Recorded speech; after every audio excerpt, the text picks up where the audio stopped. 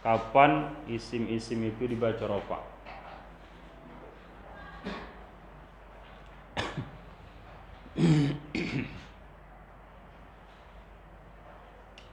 Kapan isim-isim dibaca rafa? Yang pertama,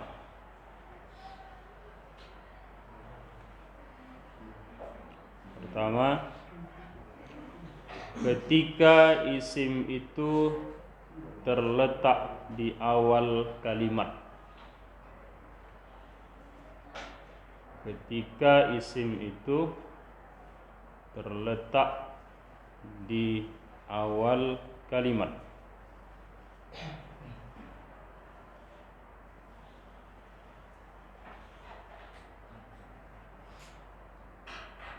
Ketika isim itu terletak di awal kalimat,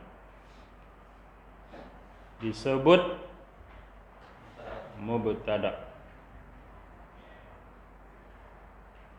Disebut mubtada.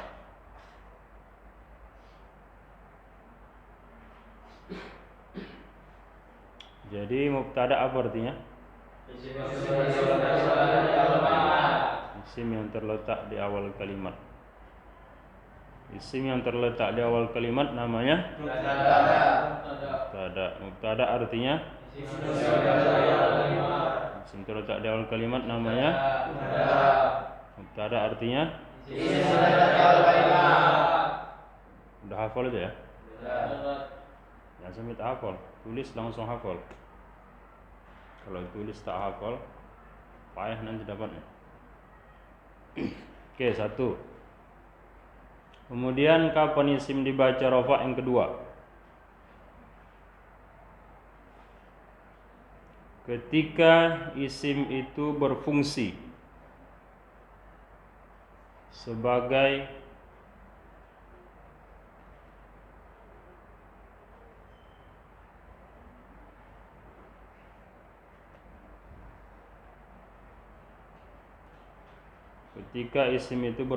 sebagai penjelas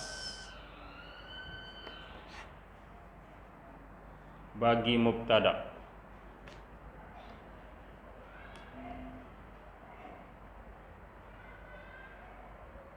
Penjelas bagi mubtada.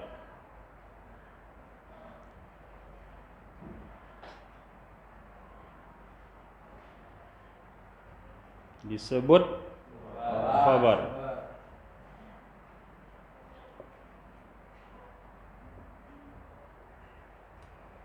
Disebut khabar.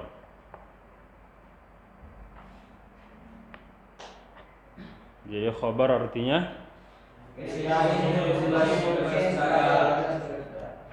isim yang berfungsi sebagai penjelas bagi mubtada namanya khabar. Khabar artinya isim yang berfungsi sebagai penjelas bagi mubtada. Isim yang terletak di awal kalimat namanya mubtada. Khabar artinya isim yang berfungsi sebagai penjelas bagi mubtada. Mubtada artinya Isim yang berfungsi sebagai kalimat. khabar artinya Isim yang berfungsi sebagai penjelas bagi mubtada. Kan salah ya?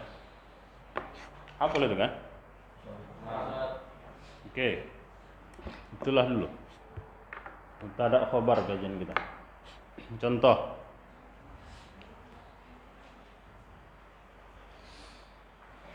Misal contohnya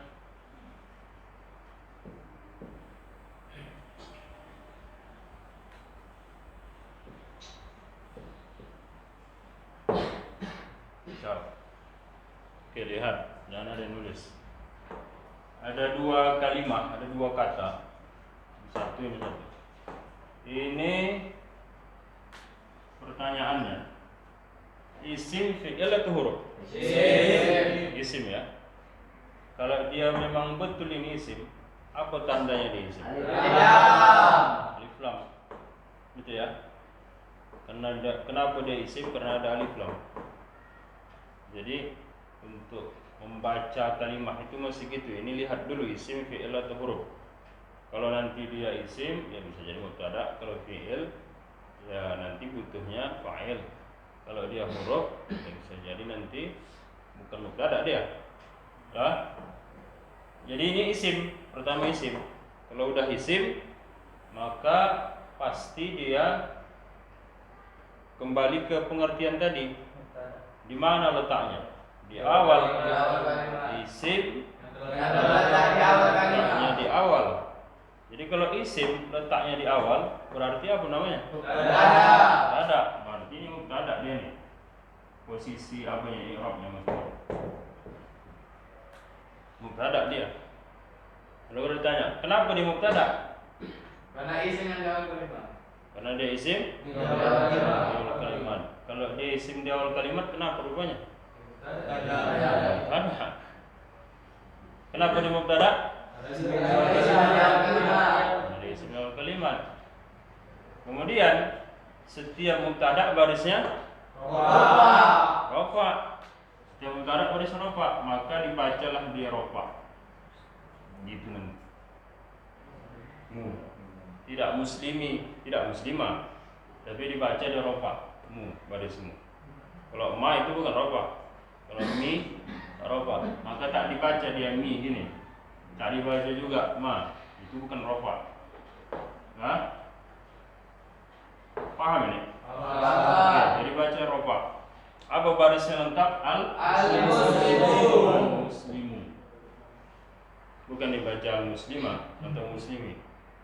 Dibaca dari barisnya rofa. Kenapa dia rofa?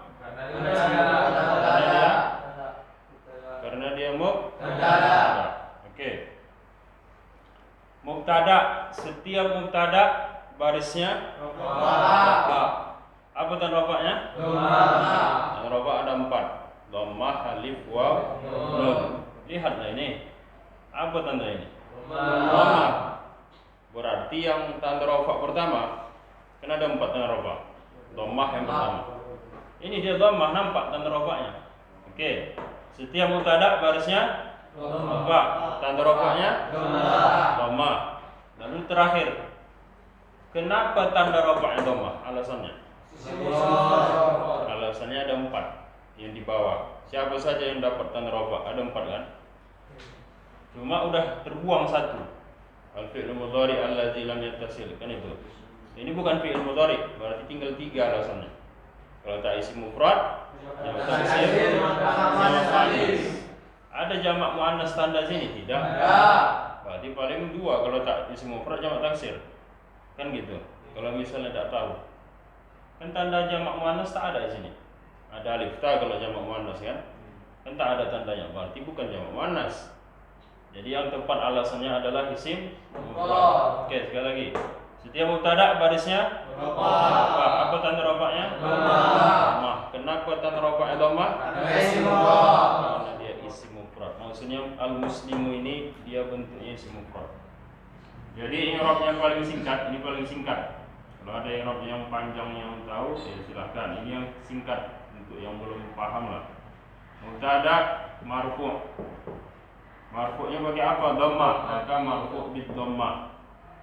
Dimarfu'kan dengan dhammah. Lalu alasannya kenapa dimarfu'kan pakai dhammah? Li'annahu, karena dia, maksudnya al-muslim ini isim mufrad. Karena dia itu isim mufrad. Dah, 1. Kemudian setiap ada mubtada pasti ada khabar. Ingat, setiap ada mubtada pasti ada khabar. Jadi kalau baca nanti jumpa mubtada, jangan dicari ini mana fa'ilnya, mana naibul fa'il, misal mana isim kana atau khabar misalnya. Jangan itu yang dicari. Dicari apa? Kalau ada mubtada pasti ada khabar. Yang dicari khabar. Jangan cari fa'il atau naibul fa'il misalnya. Nah, itu tak kawan dia. Yang dicari mubtada, kawannya pasti khabar. Cari khabarnya mana? Gitu. Jadi al-muslimu khabarnya ini khabar. Setiap ada mubtada pasti ada khabar. Inilah khabarnya. Karena kebetulan 2 katanya kalimahnya. Setiap mubtada ada khabar. Mana khabarnya? Ini khabarnya. Khabar barisnya rafa.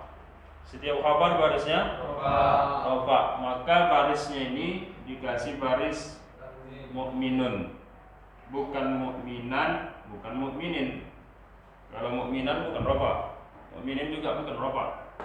Rafa itu pakai dhamma. Mukminun. Dah. Setiap khabar barisnya rafa. Dah. Setiap khabar barisnya rafa, maka dibariskanlah dia mukminun. Jangan dibariskan mukminan, salah. Atau mukminin, salah. Baris lengkapnya mukminun, itu baris lengkapnya. Oke. Setiap ada mubtada pasti ada khabar. Khabarnya mukminun. Setiap khabar barisnya rafa. Apa tanda rafanya? Tanda rafanya dhammah, sama seperti ini. Tanda rafanya dhammah. Kenapa tanda rafanya dhammah? Karena dia isim mufrad, sama. Isim mufrad juga. Jadi i'rabnya, i'rab singkat, khabar marfu bi dhammah. Li'annahu, karena mukminun itu isim mufrad. Jadi sedikit, kenapa ini barisnya tidak ditanwinkan? Mun, gitu. Ini pakai tanwin nun. Alasannya karena di sini ada alif lam. Ada alif lam. Jadi ini tidak boleh baris tanwin. Kalau di sini kenapa dia tanwin? Karena di sini tidak ada alif lam. Paham ini ya? Ini paling fatal ini kalau salah. Jangan nanti sudah jauh salah juga. Kenapa dia tanwin? Karena tidak ada alif lam. Jadi tak ada beda, jangan dilihat. Ya, ini tidak tanwin, tapi rafa juga. Ini tanwin, rafa juga. Apa beda? Tak ada bedanya. Sama itu. Cuma kenapa di sini tidak tanwin? Karena ada alif lam. Ini bertanwin karena tak ada alif lamnya. Itu aja bedanya. Dua-dua sama rafa. Oke, silahkan tulis. Kalau ada yang mau bertanya, silahkan tanya. Bisa juga jadi mubtada dia. Kalau memang dia ketika di awal itu memang susunan mudhaf ilaih, bisa jadi mubtada. Kalau dia jadi mudhaf ilaih. Kenapa begitu? Karena mubtada khabar itu ada syarat dia. Mesti syaratnya ada. Salah satu syaratnya adalah dia mesti isimnya ma'rifah. Kalau nakirah tak bisa. Cuma suatu saat pun nanti boleh mubtada itu jadi bentuknya nakirah, tidak ma'rifah boleh. Cuma ada syarat lagi. Nah itu nantilah. Nanti jauh kali ke situ tak dapat yang ini kan. Udah paham nanti ini baru insyaallah sampai ke situ. Khabar pun nanti masih banyak lagi cabangnya. Sementara satu-satu dulu.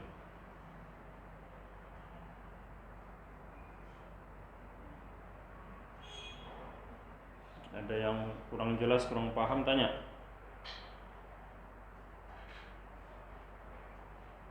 Ada yang bingung, mesti jelas betul. Kalau kurang paham, tanya. Jangan biarkan sedikit, kurang paham sedikit udahlah itu. Itu berbahaya nanti dia. Jadi besar itu. Kurang paham, tanya. Besarnya apa nanti kalau dibiarkan, terakhir tak bisa juga. Kan tujuan kita supaya bisa baca kitab kan gitu. Kalau dibiarkan udah tak paham dikit tak apa ini. Jadi besar. Akhirnya nanti tak bisa juga baca kitab.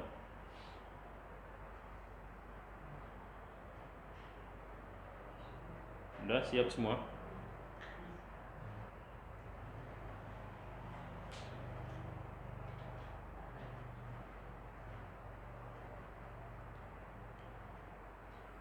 Udah? Misalnya Kitabu Zaidin Jamilun misalnya. Kitab buku si Zaid cantik, indah, bagus. Kitabu Zaidin Jamilun. Kitab si Zaid itu bagus, cantik. Itu kan kitab. Kitab bukan gitu kan. kitab itu tak boleh tulis, nanti yang tak paham jadi bingung pula ini kan. Jadi yang bayang-bayangkan aja lah.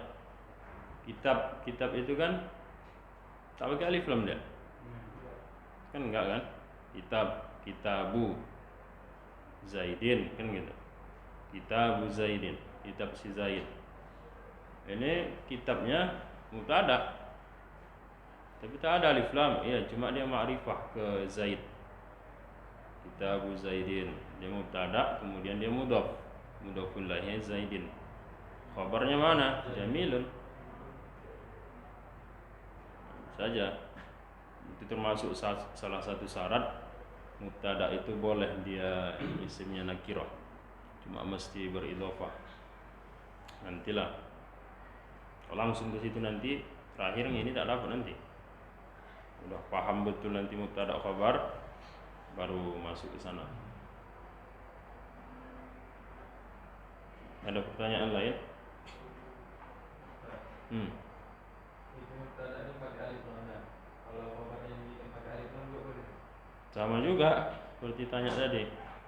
Kalau dua-dua tak pakai alif lam atau dua-dua pakai alif lam misalnya. Kalau dua-dua pakai alif lam ya samalah. Tak jadi mubtada dia nanti.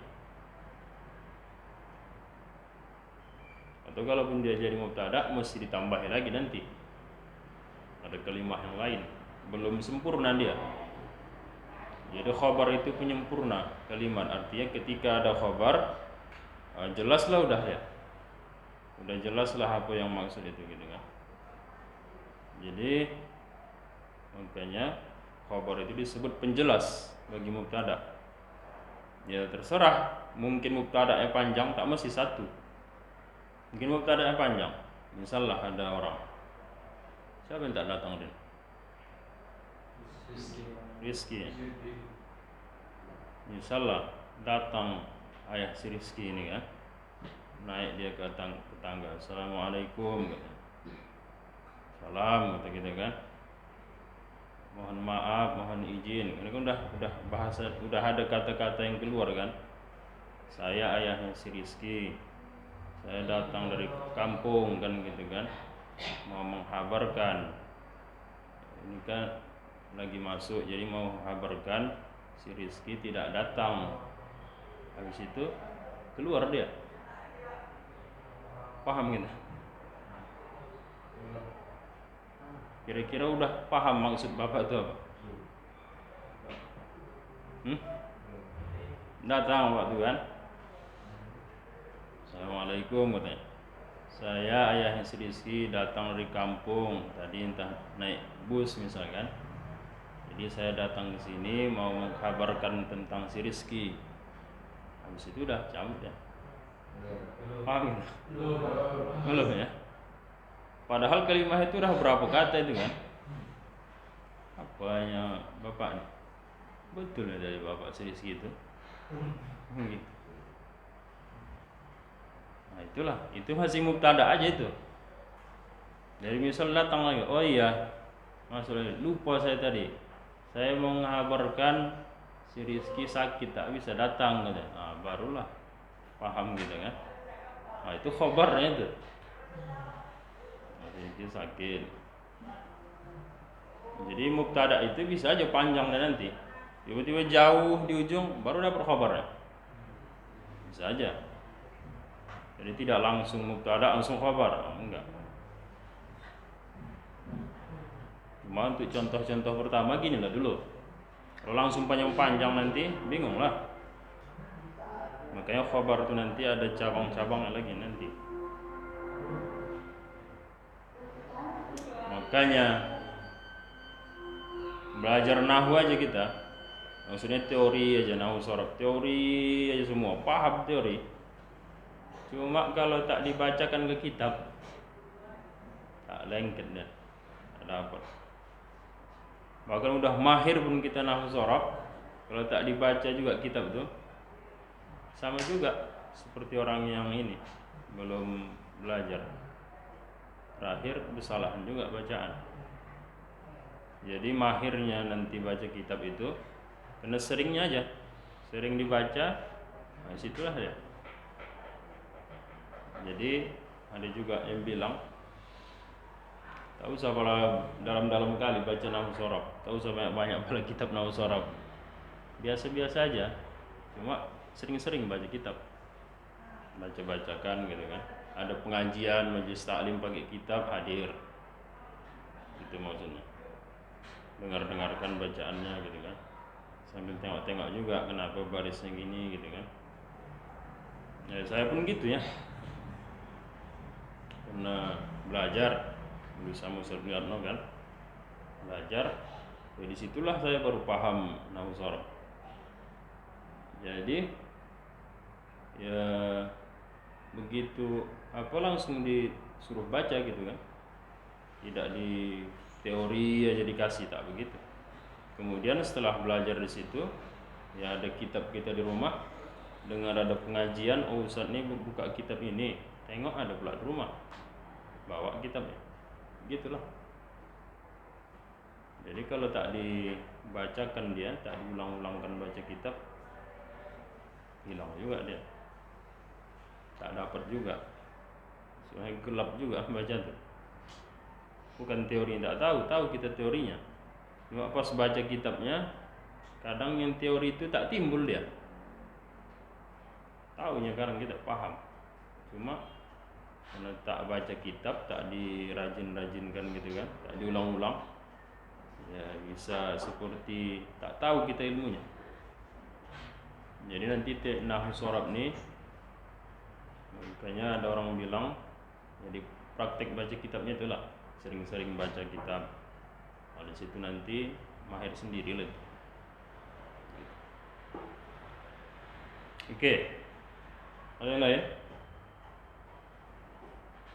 Ada. Baik. Paham ini ya? Kalau tak paham tanya. Pokoknya mesti jelas betul lah, sejelas-jelasnya jelas gitu.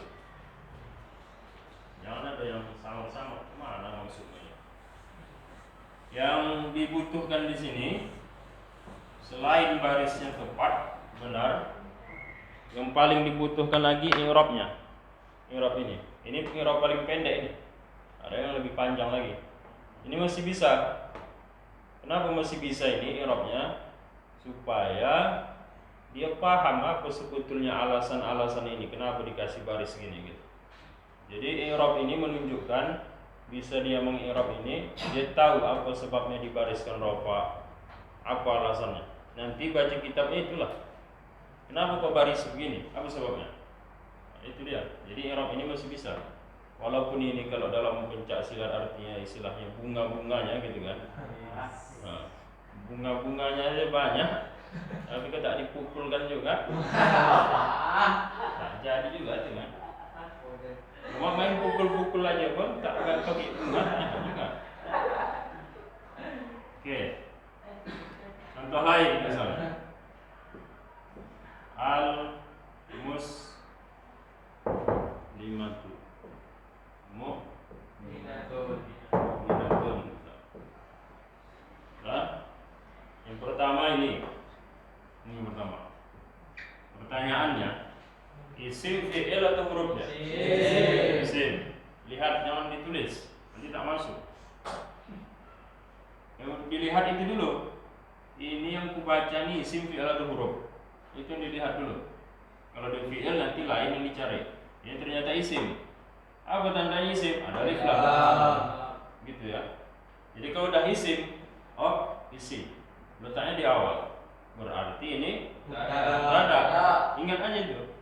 Tak usah pikir kemana-mana. Asalkan isim di awal pasti mubtada. Sementara gitulah. Isim di awal pasti mubtada. Makanya kalau sempat kita jauh kali nanti larinya, tak teringat dia nih isim di awal mubtada. Karena nanti tak semua isim itu di awal mubtada juga. Ada syarat lain. Jadi makanya untuk sementara inilah contohnya yang mudah-mudah. Isim di awal pasti mubtada. Dah. Kalau dia mubtada pasti barisnya rafa. Mubtada barisnya rafa. Maka dibacalah dia al-muslimatu. Jangan pula udah tahu mubtada rafa, baris mubtada itu rafa, dibacanya juga al-muslimata gitu. Salah lah. Atau al-muslimati dibaca. Salah. Mesti rafa dia. Kalau rafa baca al-muslimati. Gitu ya. Mubtada barisnya rafa, maka bacaannya al-muslimatu. Yang baca al-muslimata salah. Yang baca al-muslimati salah. Apalagi al-muslimah paling salah. Ada itu apa? Isim baris mati ada. Nah, mubtada, setiap mubtada barisnya rafa. Apa tanda rafanya? Tanda rafanya dhammah. Kenapa dhammah? Karena isim mufrad. Jadi i'rabnya mubtada marfu'un. Marfu' bi dhammah. Li'annahu, karena dia isim mufrad.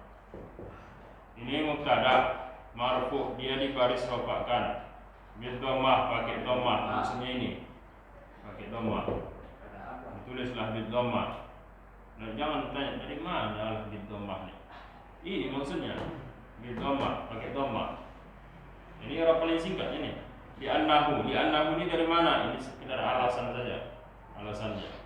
Lalu dapat isim mufrad. Dari mana isim mufrad nih? Melihat kepada al-muslimah. Al-muslimah itu bentuknya isim mufrad, maka buat alasannya isim mufrad. Jadi jangan bingung ini i'rabnya dari mana datangnya. Nah, baru setiap ada mubtada khabarnya ini khabarnya. Setiap khabar barisnya rafa, maka dibacalah dia mu'minatun baris rafa.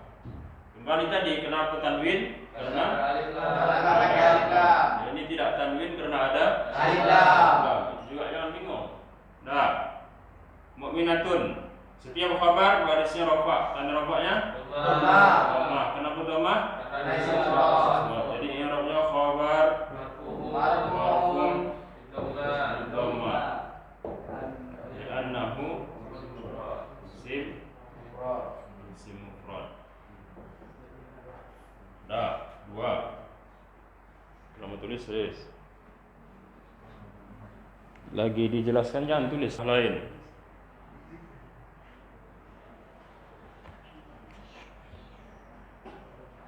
Misal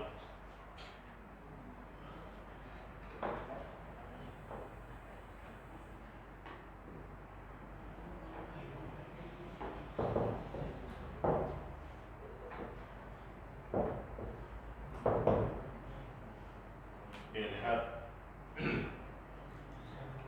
Yang pertama ini isim fi'il atau huruf? Isim. Apa tandanya? Alif lam. Oke. Kemudian di mana letaknya? Di awal. Berarti isim letaknya di awal namanya mubtada. Berarti dia mubtada.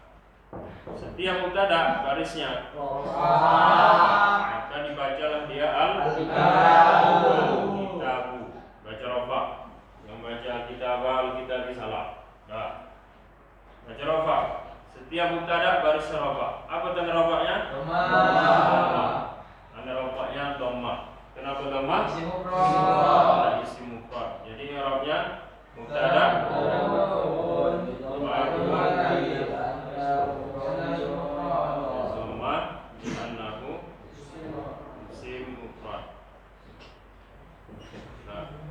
setiap ada mubtada pasti ada khabar. Mana khabarnya? Khabarnya. Nah, setiap khabar barisnya rafa. Jadi bacaannya jadidun. Nah, setiap khabar baris rafa. Apa tanda rafanya? Rafanya dhammah. Kenapa dhammah? Karena isim mufrad. Jadi i'rabnya khabar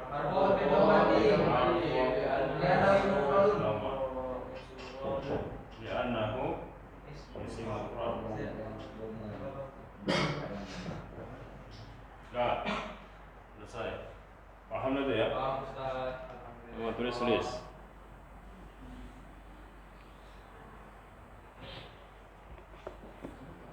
Pertama, nih isim fi'il atau huruf? Isim. tandanya alif lam. lam. Isim kemudian letaknya Di awal kalimat. di awal kalimat. Maksud di awal kalimat itu pertama kali cakap kan, gitu. Pertama kali sebutkan dia. Nah, itulah di awal kalimat. Dah, isim letaknya di awal berarti namanya Mubtada. mubtada. Kenapa dia mubtada? Isim di awal kalimat. Karena dia isim yang letaknya di awal kalimat, makanya dia disebut mubtada. Gitu ya. Jadi jangan bingung kenapa lah orang ini kok tahu aja mubtada gitu kan. Ya, karena dia isim, ada alif lam isim. Kemudian letaknya di awal, makanya dia mubtada. Itulah sebabnya dia mubtada. Isim letaknya di awal mubtada. Kemudian setiap mubtada barisnya pasti Rafa. jadi apa bacaannya? Al-muslimani. Itu bacaannya, barisnya. Karena dia rafa. Nah, setiap mubtada barisnya pasti rafa. Maka dibacalah al-muslimani. Nah, kemudian ditanya, kalau dia rafa apa tanda rafanya? Alif. Tanda rafa ada 4. Dhammah, alif, waw, nun. Yang mana ini? Alif. Dhammah, ada dhammah. Ada. Alif? Ya. Ada. Maka yang jadi tanda rafanya alif. Bukan dhammah. Kalau tadi ya ini dhammah. Alif tak ada. Waw tak ada. Jangan pula seakan ada waw pula dibilang. Lain maksud wawnya. Nun tak ada. Jangan pula nun yang ini kan. Dhammah dia. Kalau ini dhammah tak ada. Jangan pula ke sini lah dilihat dhammah. Bukan itu. Yang di ujungnya yang jadi tambahan. Yang lalu pas kita belajar rafa. Rafa itu kalau dia musanna bisa dibuat 2, muslimani misalnya atau muslimaini. Cuma untuk rafa yang dipakai cuma tambahan alif nun. Kan itu yang lalu. Jadi lihatlah yang ini yang ada cuma alif. Maka tanda rafanya alif. Dah, tolong. Mubtada, setiap mubtada pada rafa. Apa tanda rafanya? Alif. Kenapa dia alif tanda rafanya? Ada musanna. Jadi lain alasannya. I'rabnya mubtada marfu'un Bil alif. Bil alif. Bukan bil dhamma. Bil alif. Ini dia maksudnya. Li'annahu musanna. Karena dia musanna. Maksud dia ini mana? Karena al-muslimani ini musanna dia bentuknya. Maksud dia ini al-muslimani. Al-muslimani ini dia bentuknya musanna gitu. Jangan bingung dari mana dapat alasannya. Makanya kalau kurang paham tanya. Kemudian setiap ada mubtada pasti ada khabar. Ini jadi khabar. Setiap khabar barisnya rafa. Setiap khabar barisnya rafa. Maka barisnya apa nih? Mu'minani.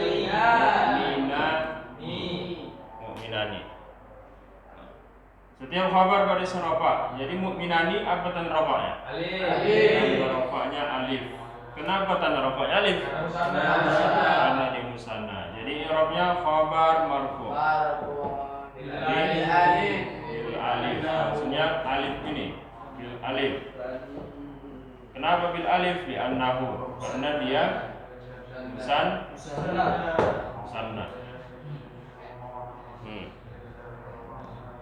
Tulis. Yang kurang paham tanya. Al-muslimu tadi yang pertama. Al-muslimu mu'minun. Itu contoh yang paling pertama tadi.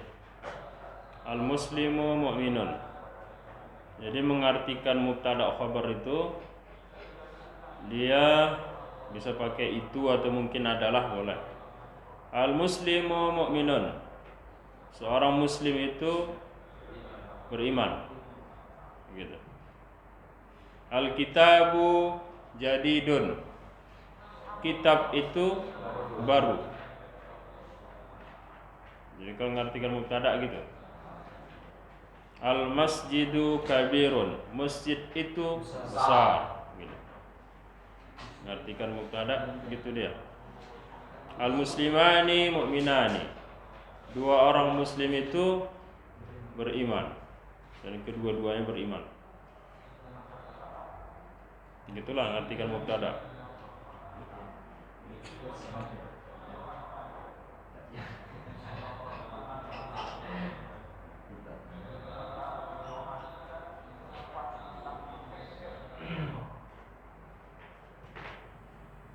Coba baca. Al-muslimuna mu'minuna.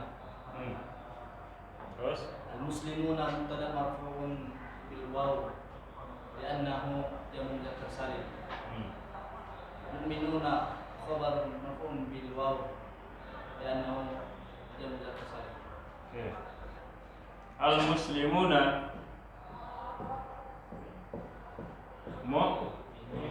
mu'minuna.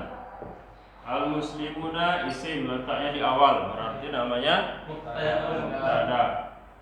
Mubtada, setiap mubtada barisnya rafa'. Apa tanda rafa'nya? Wow. Tanda rafa'nya waw. Ini tanda rafa'nya. Kenapa tanda rafa'nya waw? Karena dia jamak muzakkar salim. Jadi Arabnya mubtada marfu' bil marfu'nya bil waw. Pakai waw tanda rafa'nya. Li'annahu, karena dia al-muslimuna itu jamak muzakkar salim. Nah, kemudian setiap mubtada pasti ada khabar. Mu'minuna jadi khabar. Setiap khabar barisnya rafa'. Tanda rafa'nya tanda rafa'nya waw. Kenapa waw? Karena jamak muzakkar salim. Jadi namanya khabar marfu' bil waw. Li'annahu jamak muzakkar salim. Nah,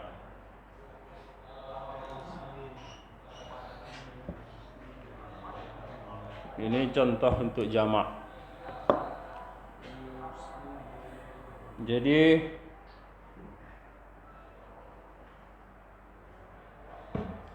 contohnya sengaja dibuat itu aja. Ini salah satu teknis, metode atau cara untuk belajar nahwu shorof. Jadi kalau kalian mengajar nanti, kasih contoh, jangan ganti-ganti kalimahnya, supaya yang belajar itu nampak dia apa yang berubah berganti. Kalau diganti-ganti nanti, pikiran dia satu melihat contoh itu berganti-ganti, pindah-pindah kalimahnya. Ya, kita memang banyak kosakata memang mesti, cuma ketika nyampaikan jangan diganti-ganti supaya yang belajar itu fokus. Fokusnya kemana? Fokus ke perubahan akhirnya di tanda rofaknya. Kalau kita buat berganti-ganti nanti contohnya, dia tak fokus ke tanda rofak. Yang diperhatikan nanti bisa lari perhatiannya. Tadi contohnya al-muslimu mu'minun misalnya. Tiba-tiba kita ganti misalnya at-talibu zakiyun misalnya, berganti pikiran dia. Atau misalnya al-mudarrisuna mukhlisuna misalnya, lain pula. Jadi pikiran dia tak fokus ke tanda rafa'. Jadi salah satu teknisnya, teknis supaya mudah, buat contohnya itu juga, supaya mereka fokus melihat perubahan tanda rofaknya. Kadang kenapa belajar nahwu shorof itu sulit? Bukan gurunya tak mahir nahwu shorof, cuma di teknis ngajarnya mesti dikuasai juga, supaya yang dengar itu mudah paham. Karena ya tak bisa dipungkiri, banyak kita tanya, bagaimana nahwu shorof rasanya belajar? Oh, payah katanya. Rata-rata alasan begitu, payah. Jadi udah ada terkonsep dia di pikiran anak-anak itu kalau nahwu shorof itu pelajaran paling hantu, gitulah, paling menakutkan, payah dapat gitu. Makanya kita mesti kalau jadi guru nahwu shorof misal, mengajarkan nahwu sharaf. Gimana caranya supaya bisa dirasakan dia semudah mungkin gitulah. Jangan jadi sulit. Siapa dan ahli suara di Sumatera Utara? Ahli, saya tak tahu. Cuma yang setahu saya lah, yang biasa mengajarkan nahwu sharaf salah satunya Ustaz Mulyadno lah. Ustaz Mulyadno. Saya paham dari beliau. Saya pun banyak belajar sebelum belajar dengan beliau, belajar juga di mana-mana, cuma belum paham. Terakhir saya paham sama beliau. Beliau punya metode termudah rasanya. Metode ngajarkan nahwu itu mudah, sistematis lah begitu bahasanya. Kemudian teknis atau metode lah biasanya kalau dalam perkuliahan disebut metode, cara mengajar. Caranya itu punya metode gimana supaya nahwu sharaf ini mudah gitu. Kita tak tahu, entah kalau kan kita tahu kapasitas orang macam mana ilmunya kan. Bisa aja mungkin dia punya ilmu nahwu sharaf itu dia memang dalam betul, sampai khilafiyah ulama dalam nahwu sharaf pun dia kuasai misal. Jadi khilafiyah dalam kalangan ulama itu bukan masalah fikih aja. Nahwu sharaf pun ada khilafiyahnya. Sampai-sampai nanti mungkin biasanya dibaca rafa, dibaca dia nasab. Apa alasannya? Karena ulama Basrah begini misalnya, atau ulama Kufah gini alasan. Itu udah tingkat tinggi dah itu. Bahkan saya lupa pastinya, kalau tidak salah yang menyebutkan Al-Imam Al-Ghazali kalau nggak salah, dilarang kita belajar nahwu sharaf itu terlalu dalam, sekedar untuk bisa memahami kitab udah. Kalau dilarang untuk dalam maksudnya apa? Bukan berarti kita tak boleh belajar nahwu sharaf dalam-dalam, boleh. Tak usah pala dibahas masalah khilafiyah dalam nahwu sharaf. Karena nanti khilafiyah ada. Dalam nahwu sharaf ada khilafiyah. Biasanya yang berbeda pendapat itu ulama Kufah, Basrah biasanya gitu. Walaupun masih banyak juga kadang ditampilkan, tapi cuma yang sering itu. Jadi kalau misalnya berbeda khilafiyahnya, nah itu tak usahlah pala sampai ke situ gitu. Tapi kalau mau jadi pakar nahwu sharaf ya silakanlah. Tapi kalau mau sekedar untuk bisa baca kitab gitu kan, kita mau mendalami fikih, tauhid, tasawuf, ya jangan lama kali di nahwu sharaf belajarnya. Habis waktu memahami itu ya, yang wajib kan tauhid, fikih, tasawuf kan gitu. Jadi untuk Sumatera Utara luas ini ya. Untuk Medan lah. Untuk Sumatera Utara luas, Sumatera Utara nih.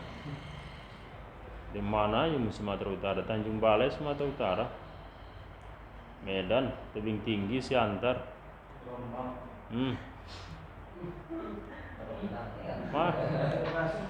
Mana tahu kita siapa yang pakar? Kalau misalnya ada pakar misalnya dia di Siantar katanya, mau belajar kita ke sana, tak mungkin juga kan? Palingin di Medan lah. Kalau yang pakar di Medan, itulah yang bisa mungkin. Medan pun kadang kalau rumah dia di Belawan, pakarnya di Amplas, belum tentu juga dia mau datang.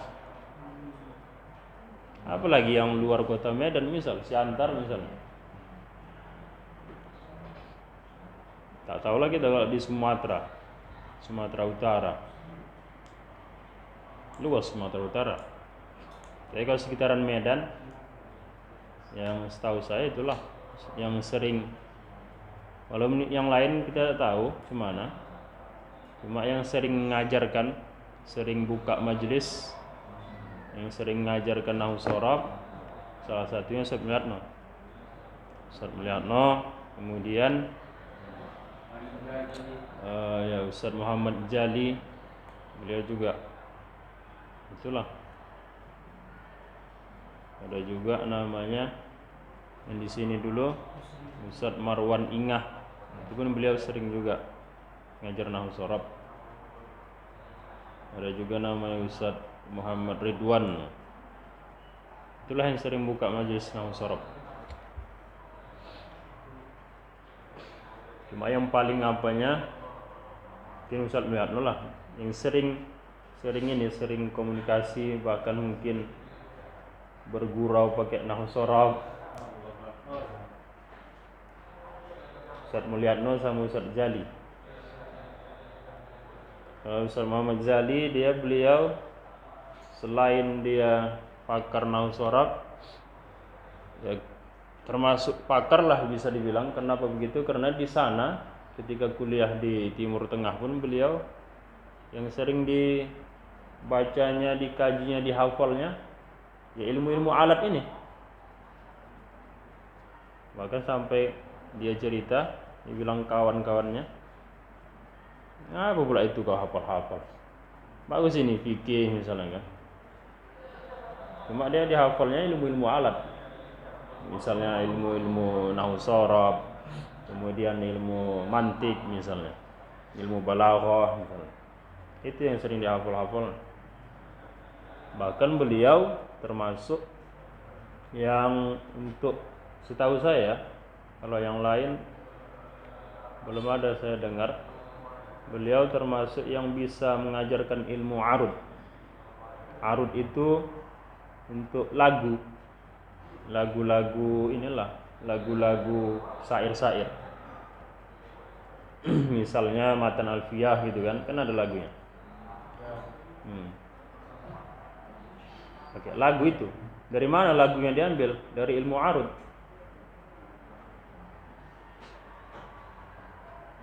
Gitulah. Misalnya, orang musisi bikin lagu kita Alfia gitu Pak. Ya bisa aja dari ilmu arud tadi. Kalamuna labzun mufidun kastaqim. Nah, itu apa timbangannya? Ada timbangannya tuh. Itu bukan asal buat, itu lagunya. Ada lagunya, nama kitabnya Ilmu Arud. Kitabnya. Arud itu belajar untuk membuat lagu-lagu lah. Gitulah. Ya, pastinya untuk bisa memahami kitab Ilmu Arud ini, itu mesti paham dulu nahwu sorof, balaghahnya gitu kan, mantik, bayan misalnya. Yang paling mendasar nahwu sorof lah, mesti paham dulu dia nahwu sorof, baru bisa baca kitab Arud. Arud itulah untuk tingkatan yang paling sulit. Orang bisa nahwu sorof, Arud belum tentu bisa. Belum tentu. Apalagi dia nahwu sorof tak paham, baca kitab Arud, anggillah bismillah malah.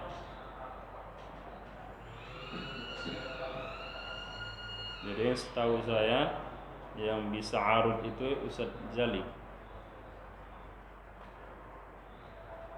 Karena saya pun pernah juga belajar sama beliau.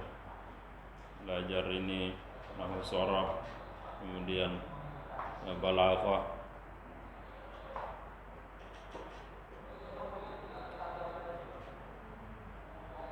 Jadi kalau syair-syair itu ada apanya itu, ada timbangannya.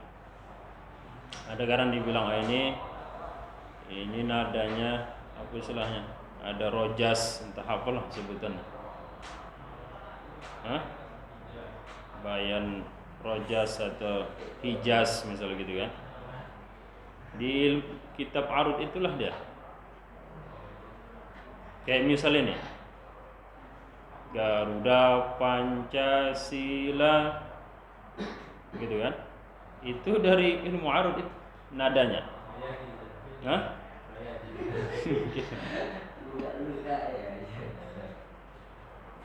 Itu dari ilmu arud, nadanya diambil.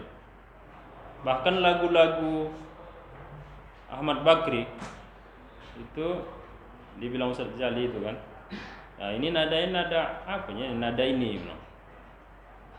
Nah, berarti ulama itu pun buat lagu itu ngambilnya dari kitab arud nadanya. Bukan asal buat dia.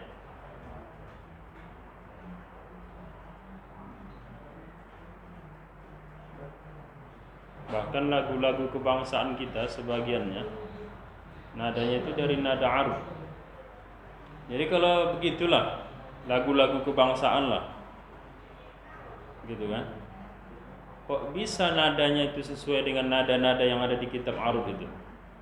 Berarti ini menunjukkan bahwa yang buatnya itu ulama-ulama dulu. Kalau bukan ulama mana tahu dia itu syair-syair nada-nada di kitab arud itu, mana tahu dia. Berarti yang buatnya itu lama. Itulah yang biasa. Oke. Ada yang lain? Oke, jamak. Terakhir jamak udah. Kemudian saya buat contoh berikutnya.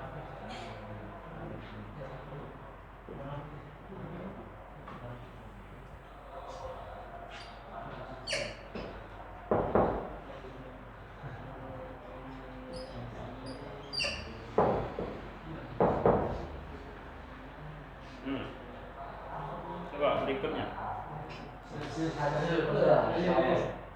Baca.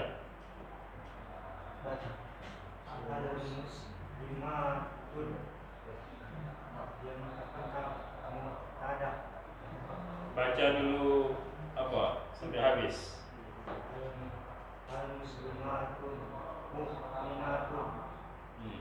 Oke, bentar. Al-muslimah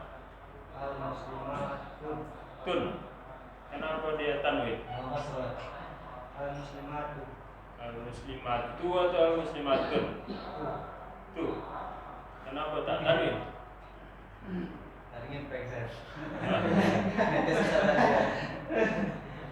Al-muslimatu atau al-muslimatun? Kenapa tu tak tun?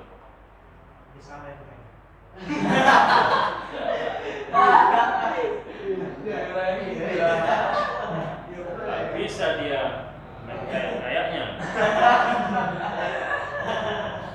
Dia mesti ada alasan. Kalaupun betul alasannya. Cuma kayaknya begitulah. Tak diterima itu.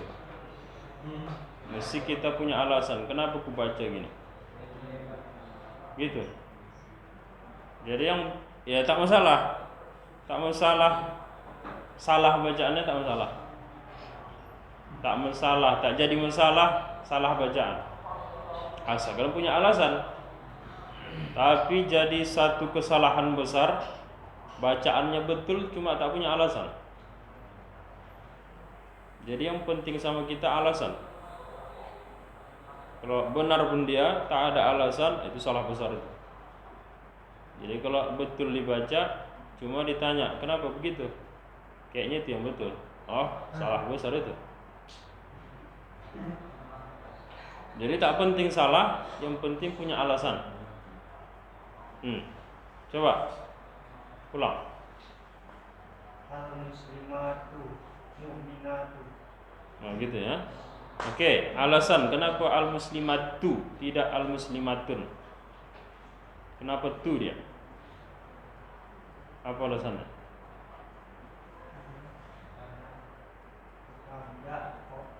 Karena mubtada. Jadi kalau dia mubtada mesti tu gitu ya. Ya. Tak boleh tun gitu ya. Terus mukminatu atau mukminatun tadi? Tu, bukan tun ya. Kenapa dia tu bukan tun?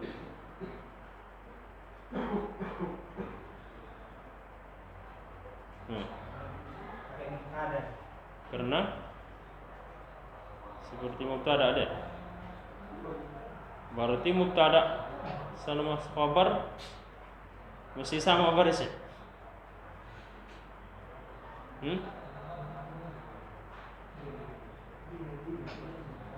Mana? Itu udah nampak itu salah. Tak mesti sama dia.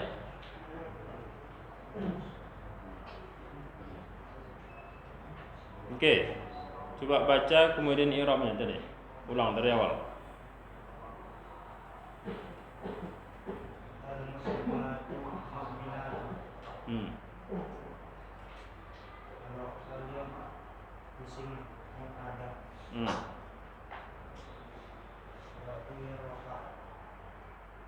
Terus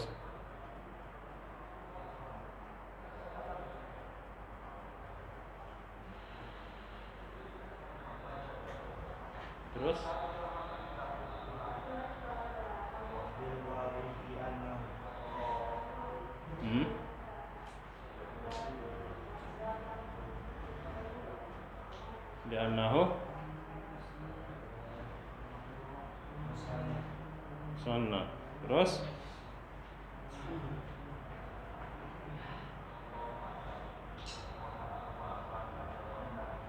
sebelahnya lagi mu'minatun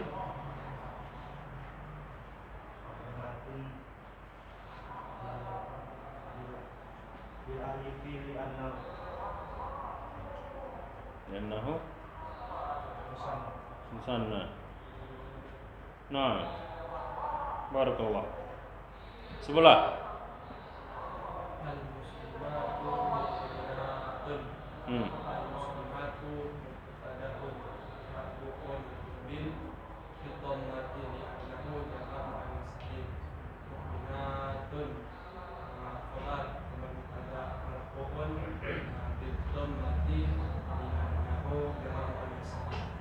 nah, ada yang beda bacaannya.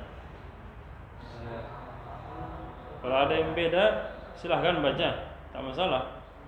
Yang penting punya alasan.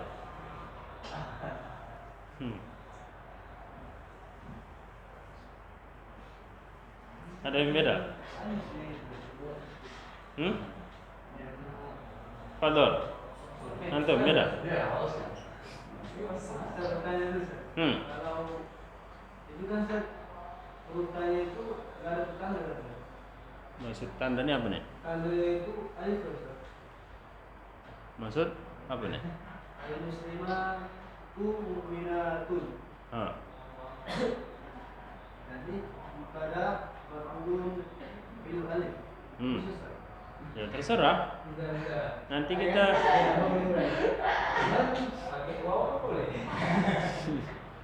kita cek apanya hasilnya. Tak masalah. Jadi saya maunya gitu.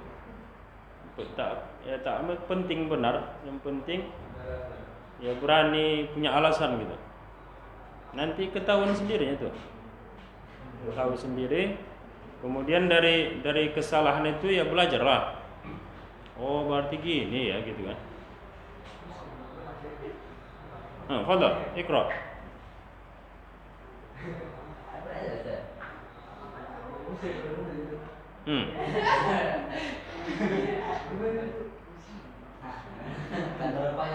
Baca dulu. Baca kemudian Iqra. Al-muslimatu mu'minatun. Mubtada Yang mana mubtada, yang mana khabar sebut? Al-muslimatu mubtada maf'ul bil alif wa alamat rafihi wa alamat li'annahu musanna. Mu'minatun khabar marfu'un bil alif wa alamat musanna. Li'annahu musanna. Jadi apa yang bilang?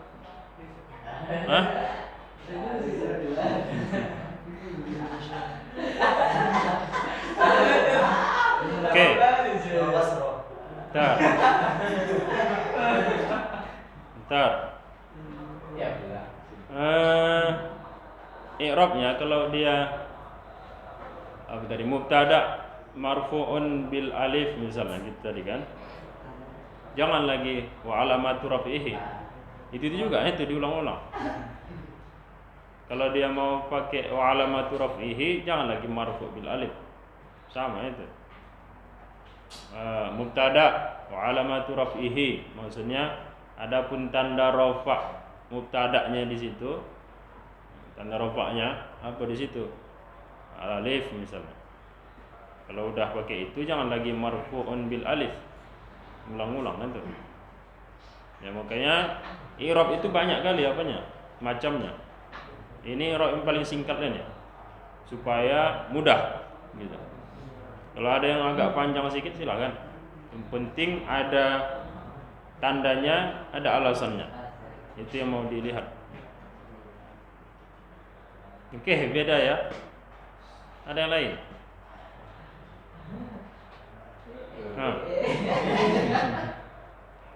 Al-muslimatu mu'minatun. Al-muslimatu mubtada'un marfu'un bil alif li'annahu jamun muannas salim. Mu'minatun khabarun marfu'un bil alif li'annahu jamun muannas salim.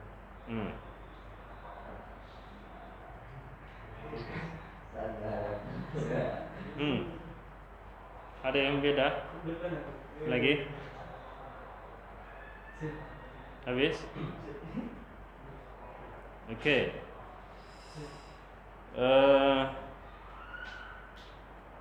Kenapa bisa begitu? Karena ini penyebab rumus belum tergambar dia. Di situ kena itu.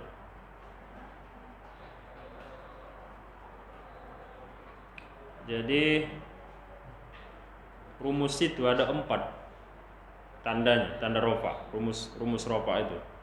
Rumus rofa ada 4 tanda. Yang pertama dhammah. Kan gitu kan? Jadi rumus ini masih udah tergambar di otak kita. Jangan lagi ya masih samar gelap, apalagi gelap. Gelap payah lah.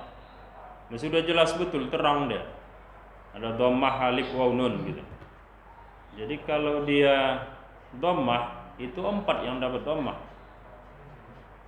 1 fi'il. Mungkin kalau kajian isim cuma 3 lah. Yang keempatnya kan fi'il tuh. Jadi kalau dibilang begini, tanda rafa'nya alif gitu kan. Tanda rafa' alif. Otomatis alasan nanti kenapa alif? Pasti musanna. Karena yang dapat tanda rafa' alif siapa? Musanna. Apa ada yang lain? Tak ada. Jadi kalau sudah dibilang marfu'un bil alif atau alamatu raf'ihi al alifu misalnya. Alif. Ya udah pasti alasannya li'annahu musanna itu. Tak ada yang lain. Kalau dibilang marfu' bil alif li'annahu jama' muannas salim, kemana larinya itu? Tak nyambung lah. Kan gitu. Dah? Jadi kalau sudah tanda rafa'nya alif, otomatis alasannya pasti musanna. Jamak muannas salim, udah lari itu. Kalau dia jamak muannas salim, tanda rafa'nya bukan alif. Gitu kan? Sekarang pertanyaan ini musanna atau jamak muannas? Nah. Gimana? Musanna atau jamak muannas? Hah? Apa? Hah? Apa? Makanya pertama itu tadi, lihat dulu isim, fi'il atau huruf. Gitu. Isim jelas. Oh, kalau isim apa ini? Kalau isim ini bisa muzakkar atau muannas. Kalau dari segi jumlah mufradkah dia, musanna atau jamak? Jamak muzakkar atau jamak muannas, jamak taksir misalnya. Makanya dilihat dulu ini isimnya. Gitu. Jadi sekarang ini musanna atau jamak muannas? Jamak muannas. Hah? Jamak muannas ya? Jadi kalau jamak muannas di rumus itu, jamak muannas di mana dia letaknya? Tanda rafa' dia apa? Dhammah. Bukan alifnya. Yang alif itu cuma satu, musanna. Kalau dibilang alif tanda rafa'nya jamak muannas tak masuk alif itu. Musanna yang tanda rafa'nya alif. Kira-kira tergambar kan? Nah itulah. Coba ulang. Al-muslimatu mu'minatun.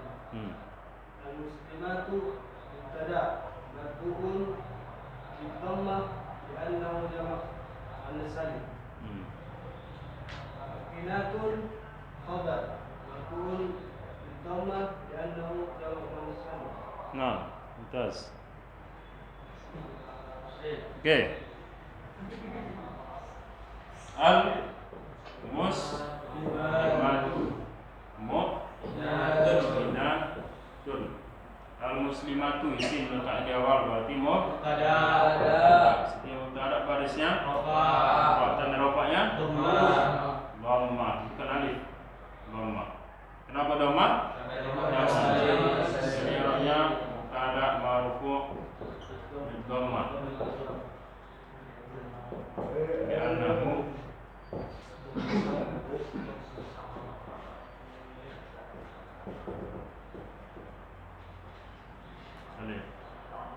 setiap ada khabar setiap ada mubtada ada khabar. Khabarnya mu'minatun menjadi khabar. Setiap khabar barisnya rafa, tanda rafa'nya dhamma. Kenapa dhamma? Jadi khabar marfu' bil dhamma.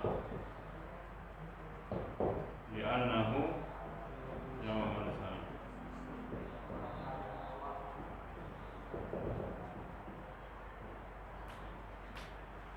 Dah. Jadi kalau nanti mubtada khabar paham, yang berikutnya pun i'rabnya gitu-gitu juga itu. Makanya mesti di mubtada khabar ini mantapkan betul supaya nanti di yang berikutnya lah, i'rab berikutnya ya udah tak perlu kali diulang-ulang gitu kan. Karena udah paham di mubtada khabar. Jadi di sini perhatikan betul i'rabnya. Jangan sampai salah. Apa yang jadi tanda rafa, apa alasannya, perhatikan betul-betul.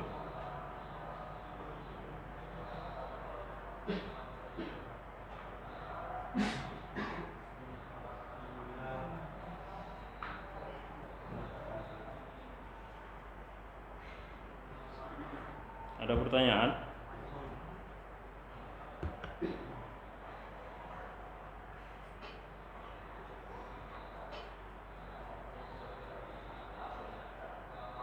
Udah lewat begitu ya. Oke, mungkin satu lagi. Insyaallah nanti malam ada kegiatan enggak ya? Oke, nanti malam kita sambung. Satu lagi terakhir insyaallah.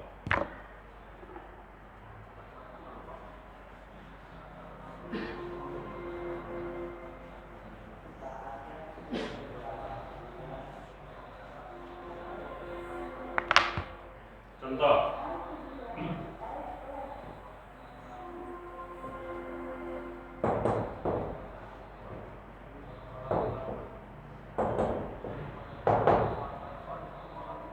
Oke. Yang belum baca, coba siapa yang mau baca? Yang belum.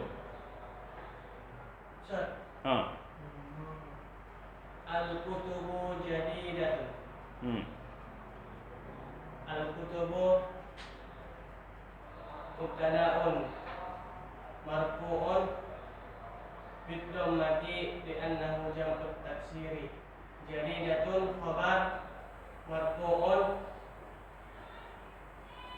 bid-dhammati li'annahu ismu. Ada yang lain yang belum baca?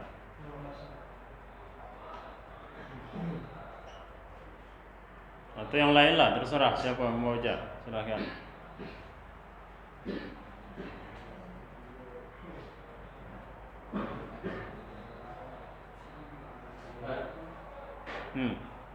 Al-kutubu jadidatun.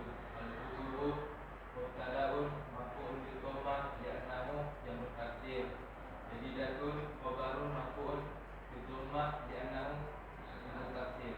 Oke. Yang lain?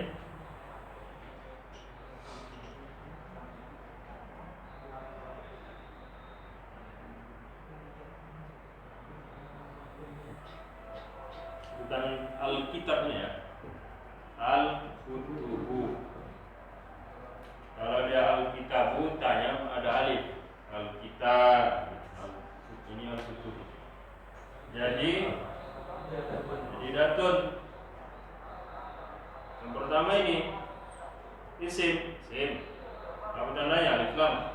Letaknya di awal berarti mubtada. Dia mubtada barisnya roba. Apa tanda robanya? Robanya dhammah. Kenapa dhammah?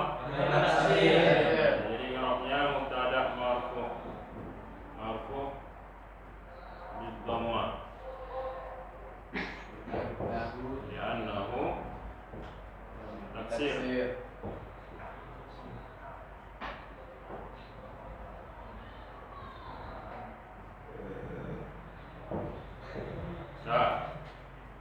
Selesai satu. Setiap ada mubtada pasti ada khabar. Khabarnya Jadi ini khabar.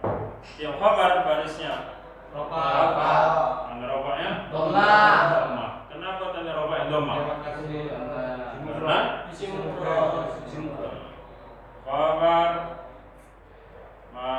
marfu dhammah.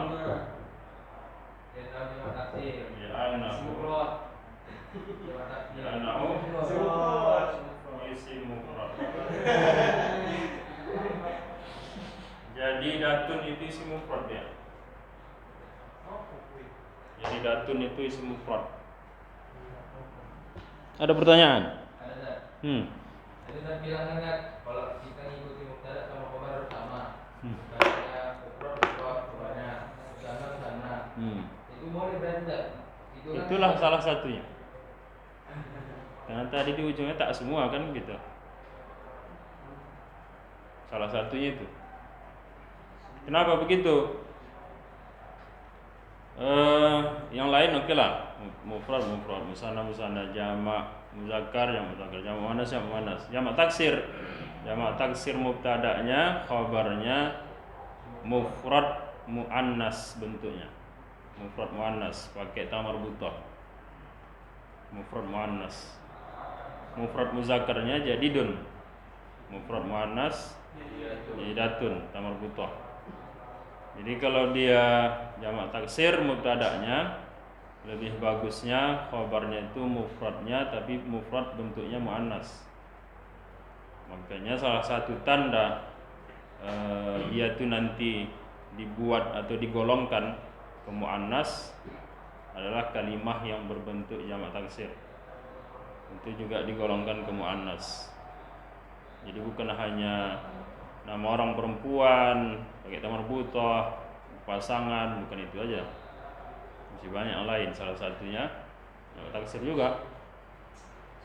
Makanya dia dibuat khabarnya bentuknya muannas. Lalu pertanyaan misal apakah boleh dia dibuat jamak taksir juga? Boleh. Cuma yang terbaik paling bagus susunannya mufrad muannas bentuknya. Jadi kalau dibuat jamak taksir misal bisa al-kutubu jamak taksir jadid jududun jamak taksir boleh. Cuma yang bagusnya mufrad muannas bentuknya. Kalau ada nanti contohnya begitu sama-sama jamak taksir boleh. Itulah dia. Wallahu a'lam. Cukup ini saja dulu ya. Nanti kita sambung insyaallah di malam.